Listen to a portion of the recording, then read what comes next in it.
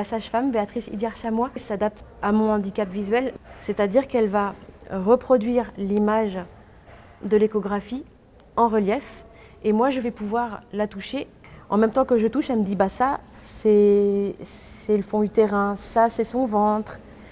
La dernière fois on avait un plan sagittal, donc un plan de profil et on voyait tout le contour, le nez, le menton, la nuque derrière, tout ça je le voyais. C'est très important et il n'y a qu'ici, à l'Institut Mutualiste Montsouris, à l'IMM, qu'on a la possibilité d'avoir ces calques en relief.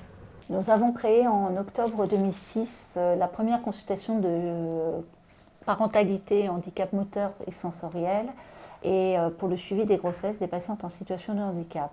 Je ne pensais pas avoir tant de patientes venant de toute la France et surtout, je me suis rendu compte que seulement 10% des patientes étaient suivies par un gynécologue, que ce soit avant ou après leur grossesse.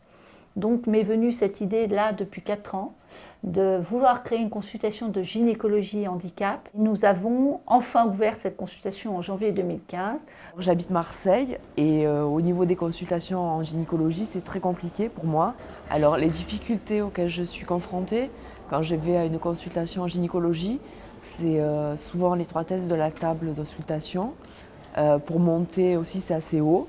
Ensuite, pour mettre mes pieds sur les étriers, tout est difficile en fait quand on a vraiment l'usage de ses jambes.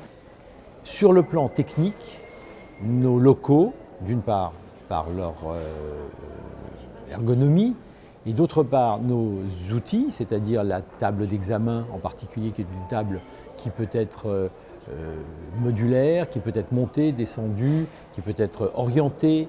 Tous les éléments sont orientables. Nous disposons d'outils qui permettent de lever les patientes et de les transférer éventuellement d'un fauteuil roulant sur une table d'examen de façon harmonieuse. Ça, ce sont les éléments techniques. Mais en dehors de cela, il y a un élément que nous avons voulu plus humain, qui est un élément d'accueil des patientes dans leur globalité et dans leur globalité personnelle, familiale, sociale, économique. Il faut savoir que nous accueillons à la consultation de gynécologie handicap tout type de handicap. Et on a décidé au niveau de notre établissement, qui n'avait jamais bénéficié de ce type de prise en charge, d'accompagner des usagères handicapées avec une déficience intellectuelle qui sont accueillies en maison d'accueil spécialisée, donc un public lourdement handicapé, de leur permettre d'avoir cet accès à la consultation de gynécologie.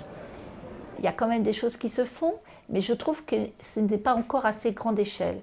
Et surtout aussi, c'est que je pense que les professionnels de santé, les gynécologues et les sages-femmes concernés, sont encore très frileux de ça. Ils ont peur. Le handicap, ça fait peur. Parce que le handicap, on n'en guérit pas et on vit avec. Je me sens rassurée avec Béatrice, elle répond à toutes mes questions. C'est vrai qu'on a tout un handicap différent, donc du coup, je souhaite avoir un suivi personnalisé. Je suppose qu'elle a vécu la même chose que d'autres personnes handicapées et donc elle comprend ce qu'on vit. Pour le premier enfant, c'est rassurant. On ne se sent pas jugé en tant qu'aveugle, en tant que personne handicapée, ni en tant que maman aveugle.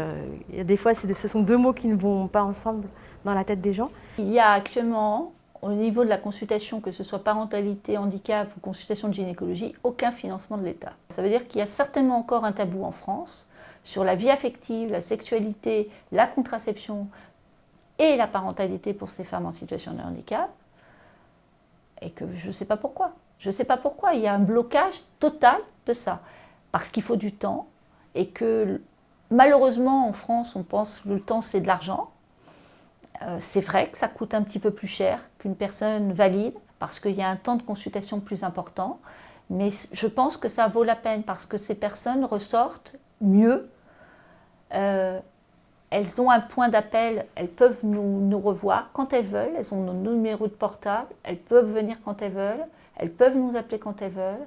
Et ça, je crois que c'est certainement un des services, ou tout au moins un service hospitalier, un des plus uniques en France.